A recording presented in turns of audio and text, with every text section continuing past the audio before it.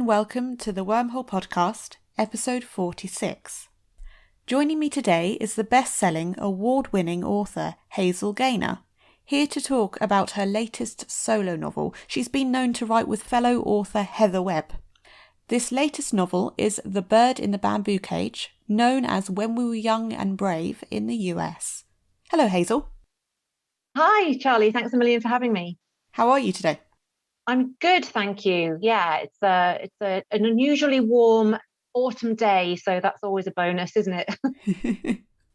I want to talk about the beginnings of your writing career before we get to the book itself. Your first publication is a story of the Titanic, and it was self-published originally and swiftly became a bestseller. Can you tell us about the story of this behind it? Yeah, gosh, you're taking me back.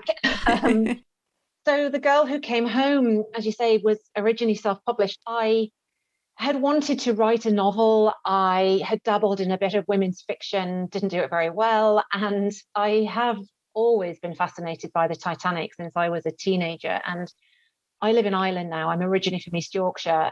And I had read, I can't even remember really where I first read it, but this amazing story of a group from County Mayo in Ireland there was 14 of them who sailed together on Titanic, a group of family, neighbours, friends. And collectively, theirs was the biggest loss of life from one group.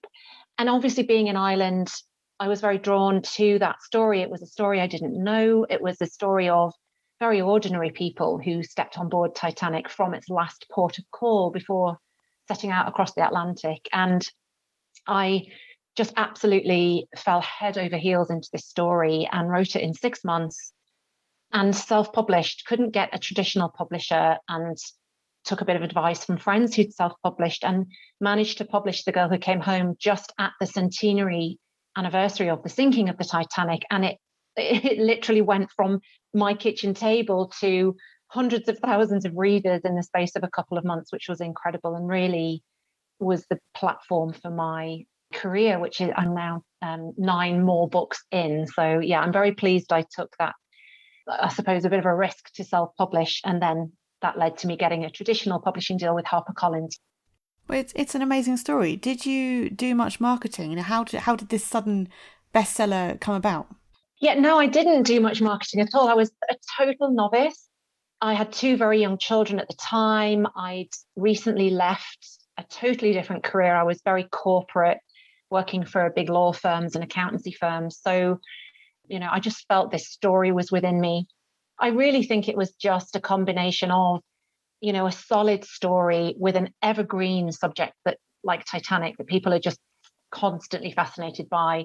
There was a lot of talk again about Titanic, and there was a lot of, I suppose, opportunity to talk about this slightly unknown story in the Irish media. I had a blog at the time.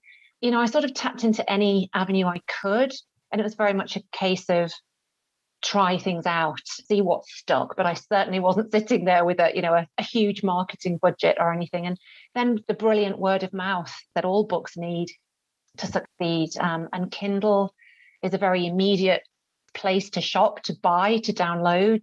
So people were able to very quickly, I suppose, take a chance on an unknown author, but about a subject they maybe knew more about. It all came together. Oh, fantastic. Well, it's on my list, but I know we're talking about your latest. So, The Bird in the Bamboo Cage, it's lovely contextual alliteration there. It's set in China during World War II and tells the story of a group of missionaries' children and their teachers whose school is taken over by the Japanese during occupation. And it tells of the further years that take them from there to an internment camp. And Hazel, you have a reading from early in the book for us. I do. This is the teacher, Elspeth, and this is the first time we hear from her. I rose before dawn, my sleep disturbed by the prospect of the difficult conversations the morning would bring, and by Japanese soldiers roaring past the school gates in their noisy trucks until the small hours. While I knew they posed no threat to a Western missionary school, I didn't care to be so close to other people's disputes, especially when it kept me awake half the night and left unsightly bags under my eyes. I washed and dressed and made my bed, hospital corners precisely tucked in, the eiderdown smoothed of any unsightly creases. A cursory glance in the mirror left me wishing I could remove the lines from my face as easily. I missed the Elspeth Kent I used to see in the reflection, the carefree young thing who'd smiled for a week when Harry Evans asked her to dance.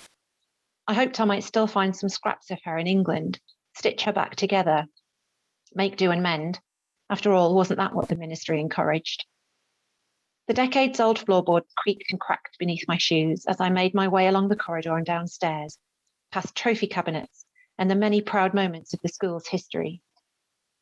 Once outside, I took a moment to glance toward the waters of the bay and then hurried on across the courtyard beneath the branches of the plum trees to the old stone chapel. My footsteps echoed off the flagstones as I walked to the altar and bent my head in prayer before settling into a pew. I sat in silent thought, remembering the wedding day that had been cruelly taken from me and the other I'd walked away from. I was 6,000 miles away from home, and still they haunted me. The man I should have married, and the man who had nearly taken his place. Ghosts now, both of them. Pushing my memories aside, I took my letter of resignation from my pocket. I'd agonized over the words for so long they were imprinted on my mind. It is with much difficulty, and after a great deal of personal anguish and reflection, that I must inform you of my intention to leave my position at Chefoo School and return to my family in England. For weeks it had idled among the pages of my Girl Guide handbook. I would give it to the principal of the girls' school after assembly that morning and confirm my intention to return to England on the next available steamer from Shanghai. There was no reason to delay further, although the prospect of telling Minnie Butterworth, my dearest friend on the teaching staff, wasn't quite so straightforward. Calling off a wedding and travelling halfway around the world had been easy in comparison. I sat in the chapel until the cold got the better of my face and made my way outside to discover a soft blanket of snow had fallen. It was a perfect winter morning, still and calm. I stood for a moment beneath the arched lintel of the chapel doorway, admiring the quiet beauty and the deliciously plump flakes.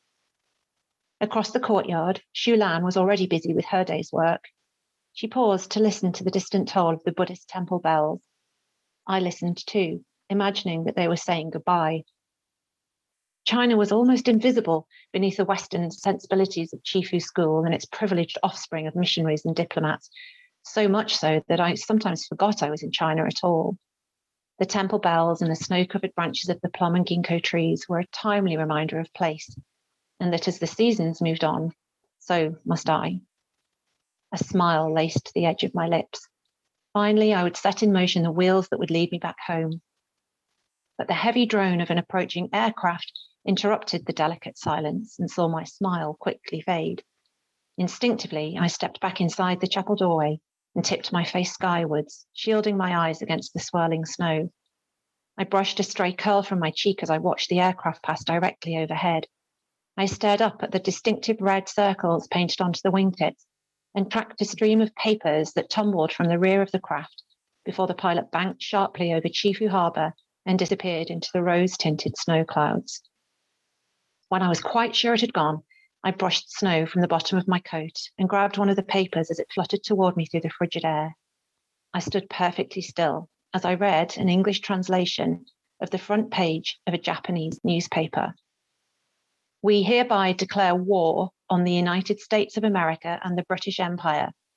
The men and officers of our Army and Navy shall do their utmost in prosecuting the war. I skimmed over the full declaration, my hand raised to my mouth in dread as I reached the signature, Hirohito, and the distinctive chrysanthemum emblem of the Japanese imperial seal. I leaned against the chapel wall to steady myself as the world seemed to tilt a little to one side. It had happened then, just as we'd feared. Britain was at war with Japan. You have based your book on an aspect of war that's not told about so much. It's not noted so much in our history. Can you tell us about the story that it's based on? Yeah, you're absolutely right. I mean, the war in the Pacific, the war in China, is certainly not something I think we think about. When we think about World War II, we instinctively think Nazi Germany, the Holocaust. And this is a huge part of the war and involved an awful lot of expats, of Western, British, American, Canadians. This story I first heard through a podcast, an American podcast, which really recounted this incredible tale of this group of very privileged Western school children at an elite boarding school in China who, at the outbreak of war following the events of Pearl Harbor in December 1941, suddenly found their lives turned completely upside down. They'd lived around the Sino-Japanese War, as Elspeth alludes to it at the beginning of the piece I just read, but they never felt that the war, the World War, would affect them. Suddenly, they are now the enemy, and Japanese soldiers march into their school the next day and declare it the property of the Emperor of Japan. And from there, the children and their teachers, their whole lives are in turmoil. And eventually the school as a group are moved to Weishen internment camp. The thing about this whole story that really, I suppose, shocked and surprised me was that we have this group of children who are not experiencing this with their parents. They're at a boarding school. Many of them haven't seen their parents for a couple of years by this point anyway, because of the ongoing turmoil in China. And they won't see their parents for the foreseeable few years until the end of the war. And that to me was a part of war I'd never really thought about.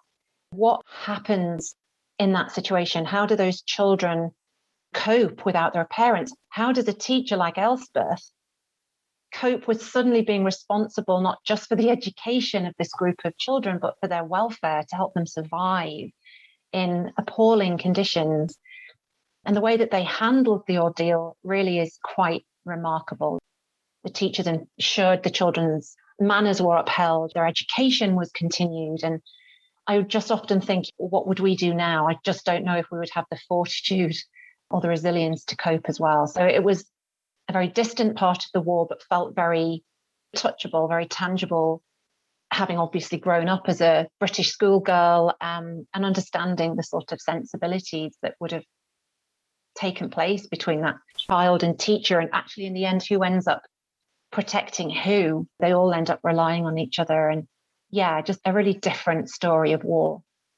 Well, there was something that you obviously can't explore all that much because of the perspective and where you've situated the story and the people who are discussing the story. But what was being done back home or in China away from the internment camp to help these people that were stuck in occupation? Well, I suppose as much as could be done. I mean, the group felt very isolated. I mean, they were part of the China Inland Mission, which had its headquarters in Shanghai, but obviously Japan had occupied Shanghai as well, and the headquarters where the mission was founded. So information was very thin on the ground. This group were very much cut off from any sense of help from family back home. Every source of information was confiscated by their Japanese guards. So any sort of newspaper, their radios were taken. But of course, what we find in these situations is remarkable innovation and resilience. And I tell a story that is based on some truth of a radio being created in order for them as a group to try and keep aware of what was happening. Was the enemy winning? Were the Allies winning? Because obviously that changed their circumstances drastically.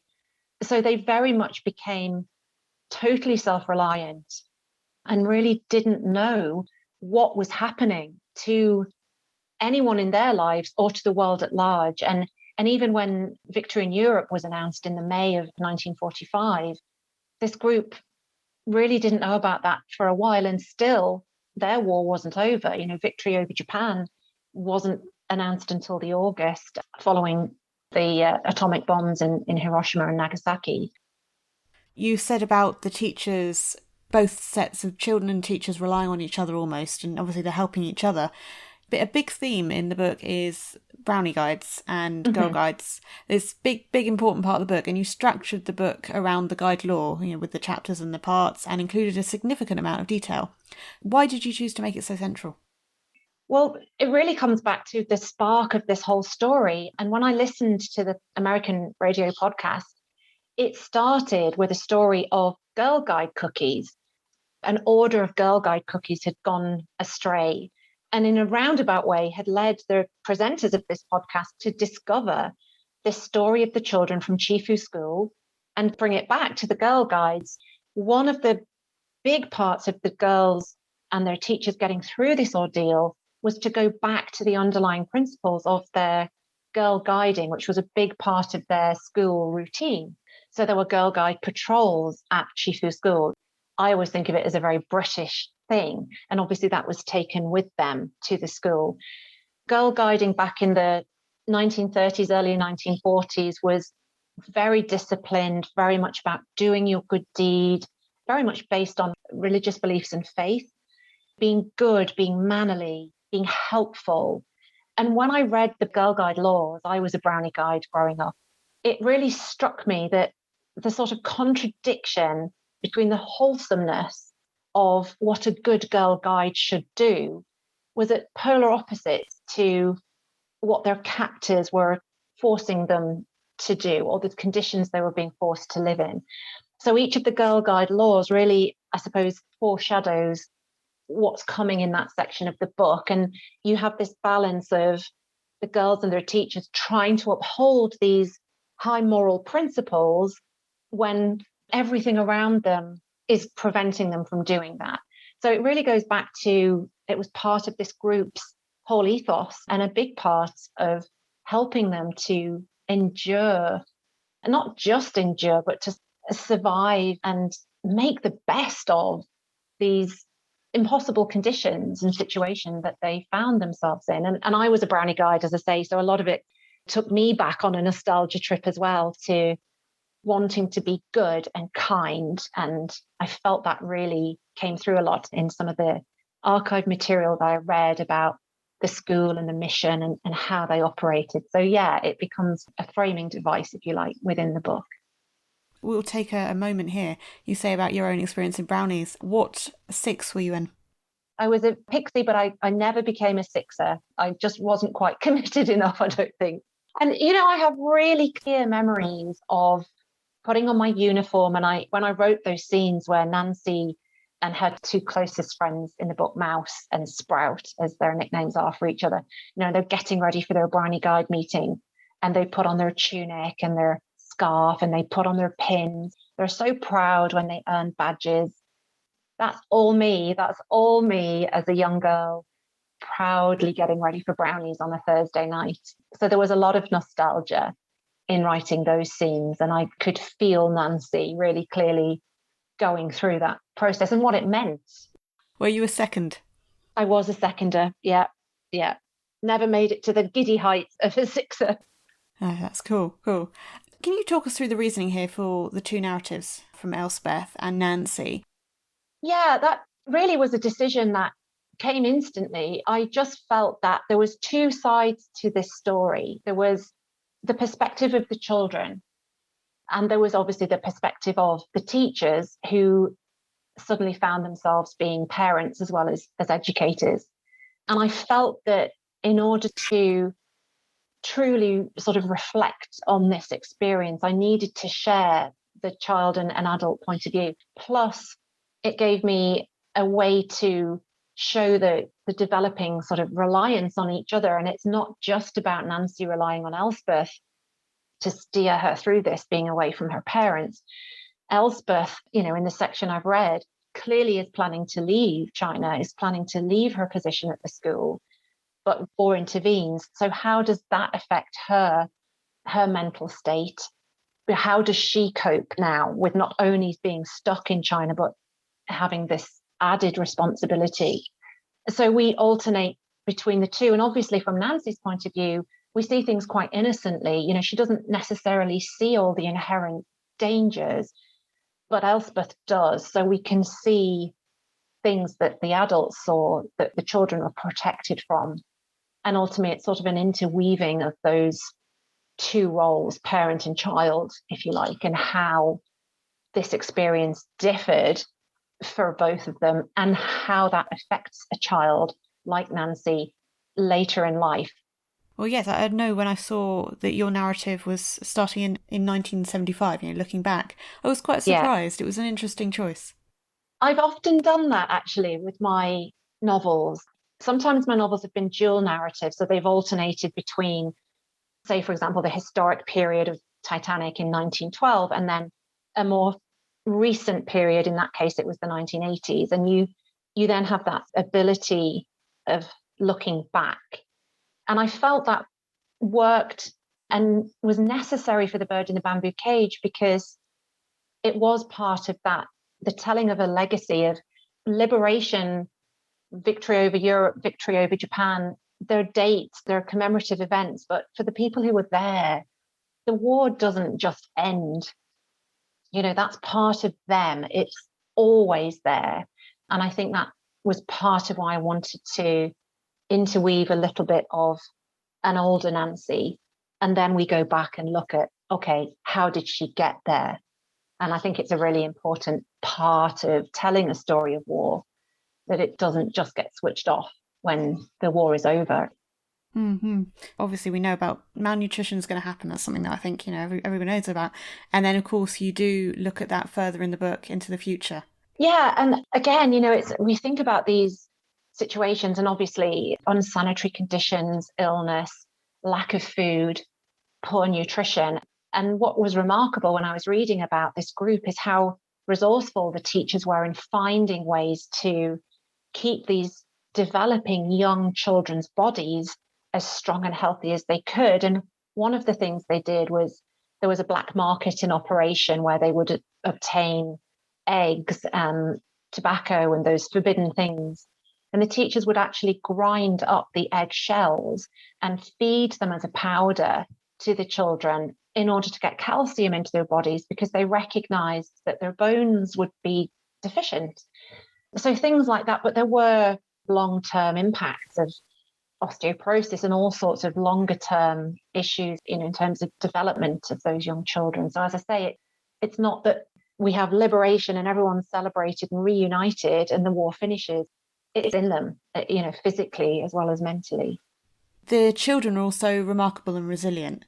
Yeah, and I think that it's very much part of that generation. I think, homesickness, even before the school was invaded, that Nancy talks about this, they're not allowed to be homesick.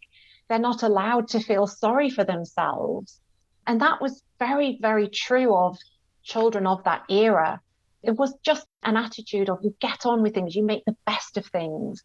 People didn't sit around and dwell on things. They didn't dwell on their feelings as much as we do now. And it doesn't mean they didn't have those feelings. And Nancy clearly is desperately sad and missing her mother and worrying about her. And of course, we can imagine that would be true of every child. And a lot of the children in adult life said how awful it was to be separated from their parents. Some of them felt abandoned. But yeah, I think there just was more of a sense of, you get on with things. Doesn't matter how bad it is, you do your best. This tough war generation that we see in our grandparents, that's why they just were so resilient. And I found story after story just proving that to me. So yeah, very much a hardy generation. And I just wonder how on earth we would cope, how our children would cope in that situation now. Were you able to get stories from that generation to help with your book? At the time of writing and researching, I didn't connect with anybody who was actually there. I did read some incredibly useful information in archives of Chefoo School and the China Inland Mission, which are held at the School of Oriental and African Studies in London. So that was incredible. There's also an amazing website which has been curated by the children of Weishen, which has just got remarkable accounts of the minutiae of day-to-day life, which is often, I think, where these stories of the past come alive. It's not all about these epic, big moments of an atomic bomb and an invasion. It's the day-to-day. It's how do you get from morning to night again and again and again. There was remarkable detail in the archives, but astonishingly, what's happened since publishing The Bird in the Bamboo Cage, several people have contacted me to let me know that they had read my book and that they were in Chefoo School. They were in Weishen internment camp at the time of these events. Wow. I know, just goosebumps getting those emails. And I've just been blown away to hear from those people. And they've said how much it has helped them to explain to their family. They've never been able to find the words to really say what it was like. And they've been able to do that by giving their children, their grandchildren, my book, said, read that. That's what happened to me. And it's amazing. And that's, one of the most incredible things for an author, to have that connection. And it's just been, really emotional for me. No, it's a wonderful story and furthering of the book. Yeah. Oh, we're going to have to take a step back because there's obviously so many other subjects to think about in the interment. Can you tell us about the Honeypot Girls? Yeah, so again, the Honeypot Girls were very much about keeping the soldiers happy, and people who were sent into the camp to do manual, unpleasant tasks like emptying the latrines. So it was really, I suppose, shocking to me that when you read about this group of children and their teachers who are now in very difficult conditions, there is still another layer or 10 in even worse situations. And that's, I suppose, the juxtaposition of this Western privilege and that being stripped away from you. But are you still in some way in a position of privilege compared to, and of course, the Japanese and the Chinese had been at war for years. There's cruelty at the hands of the Japanese when we see some of the Chinese characters in this story and how they're degraded. And there is an interplay between Elspeth and a character who she knows from the school, who we meet again at the camp. And I felt it was really important to show some of that side of the story. And I think there are many other voices who would and could and should tell the Chinese and perhaps the Japanese side of these events far better than I could. But I felt it was important to show readers what was happening to the Chinese community within this environment predominantly inhabited by Western enemies, and the Honeypot Girls coming in to deal with the latrines that people were using, and comfort girls, which are alluded to a little bit as well, who helped to, see away the soldiers' lustful needs, was a really, really harrowing part of life at that time. Well, I know I was glad that you went back to the further lives of the servants when they were taken, because there was so much left unsaid that couldn't be said because it wasn't known. But you said about juxtapose there and privilege. You look at the fact these children are children of missionaries and the way they've been privileged. They've had the servants. We have Shulan, who turns up later in the book, but they don't know anything about China because they're secluded from it even before the war. Why was this whole topic important to explore? Well, I think, it's a very current issue, isn't it, about how aware are we of other cultures? How closed off are we from trying to understand other cultures? And what I found quite surprising was that this school, this very privileged school where the children were expected to get a great education here, that they really weren't encouraged in any way whatsoever to fall outside of the typical British classroom curriculum. They weren't encouraged to understand Chinese culture. They weren't taught Chinese language. And in my imagination, I see a young 10-year-old girl looking at this unfamiliar landscape around her, endlessly intrigued. And of course, children are. And if she sees Chinese farmers working the fields and their children, wouldn't you want to know, who are they? They look different to her. So I did want to explore that a little bit, this sort of culture clash. And obviously, this was a time of empire. This was a time when Britain didn't need to understand what another culture was doing, because why not? We're Britain. We are in control. And I think now, and the discussions we're having now, are really long overdue. But at the time, and of course, I have to write a historical novel with the sensibilities of that time. So there was ignorance on behalf of the British school about the Chinese servants. I mean, what a horrendous word, who worked within their school, who washed their bedding, who cooked their dinners, who kept the grounds nice. And I wanted to explore how when everyone's back to a different level of war, does that change those prejudices? And of course, we would hope the answer is yes. And you all see things differently. If you had to choose one or two characters that were most important to the novel or most important to what you were trying to say, which you would choose? Well, that's like asking, who's your favorite child? Yes, true. And you can't I mean, obviously the story is driven by Nancy and Elspeth. So they're the two, I suppose, most critical characters in telling this story. And of course, you become very close to them. Obviously, when I was writing the other children, so Mouse and Sprout, I have a real affection for. They become so real.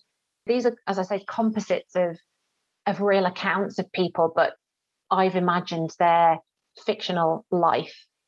And then we have Mrs. Trevelyan, who Elspeth meets in the camp, who becomes pivotal.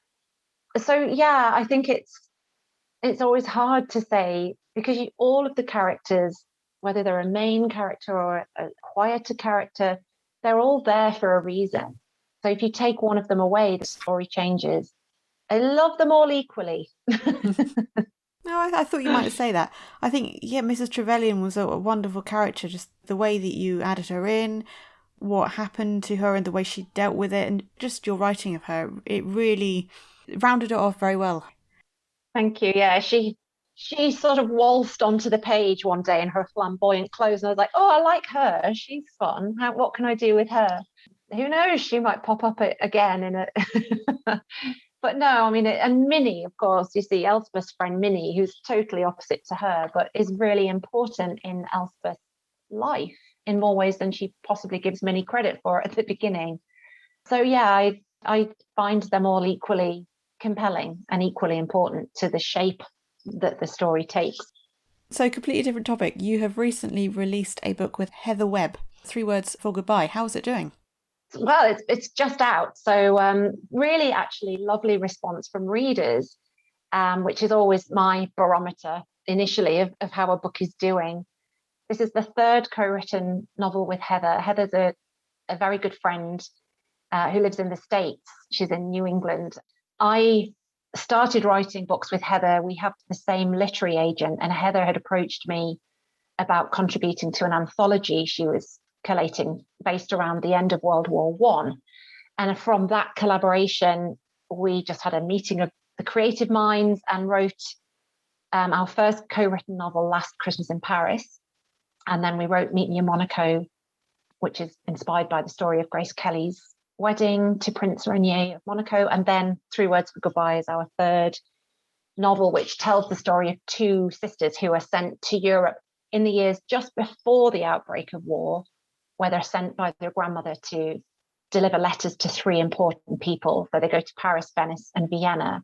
And it's this sense of family, of secrets, of letting go of your past, and of what is it like, a young woman traveling across Europe just on the cusp of the rise of fascism.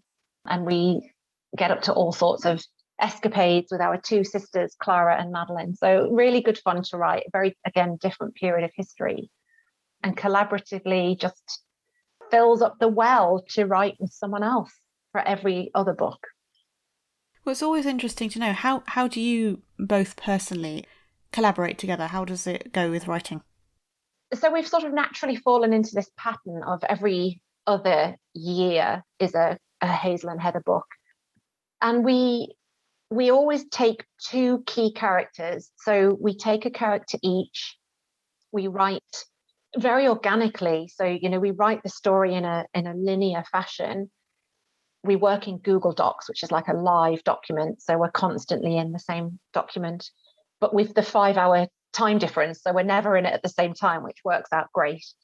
We initially sort of get down our own scenes, and that then sparks a response from the other character. And we have plot discussions and we co-edit the whole thing. So we truly touch every page together, and it just works. It's been really great fun. It's been creatively really interesting. And yeah, we've just said we'll do it as long as we're enjoying it, and we're enjoying it. And our readers seem to love the book. They're a little bit lighter than our solo stuff. So it allows us to be a bit more playful. They're a little bit more romantic. So yeah, we've been able to tap into a slightly different side of ourselves as writers, and then keep the sort of more the serious, the sort of bigger, the more epic historical stories for our solo projects, which works really well. Yeah, fantastic. So next year then will be a Hazel Gaynor goes solo year. Well, yes, in theory, but we had this thing called a pandemic, which has created a little bit of a blip in the Hazel Gaynor schedule with homeschool and chaos. So yes, I am working on my next solo novel, which doesn't have a title yet. I will be able to say a lot more, hopefully within the next couple of months. So if it's not next year, it will be early 2023, which sounds like the future, but it's actually not that far away. It's set within the Second World War, but within a really unique part of the war, and it's told over 8 days. It's an incredible story of survival, and I don't think it's one we've seen written in fiction before. So I'm fascinated to share it with you all when I can, and I'm really intrigued by, again, the characters, the story. The setting is very different for me. It's a very different pace, and I'm loving it. So yeah, more to come, as they say. Watch this space. Exciting. It's always interesting to see how people manage to get stories in such a short period of time, and it always works, and it's brilliant, and the detailing is fantastic. So I'm looking forward to that. Thank you. So, listeners, links to purchase The Bird in the Bamboo Cage and the US edition, When We Were Young and Brave, are in the episode description. If you have enjoyed our conversation, do subscribe for future episodes. And Hazel, this has been lovely. I've really enjoyed having you. It's been lovely to talk about a very difficult subject, but the detailing has been interesting to learn about and hear about. And it happens every now and then that little bit about the people reading your story was lovely to hear about as well. Thank you very much for being here today. Thank you so much. It was a really great conversation, and I appreciate all your questions and your time. Join me on Monday the 11th of October when I will be joined by Jennifer Robson, author of Our Darkest Night. The Wormhole Podcast, episode 46, was recorded on the 6th of September and published on the 27th of September 2021. Music and production by Charlie Place.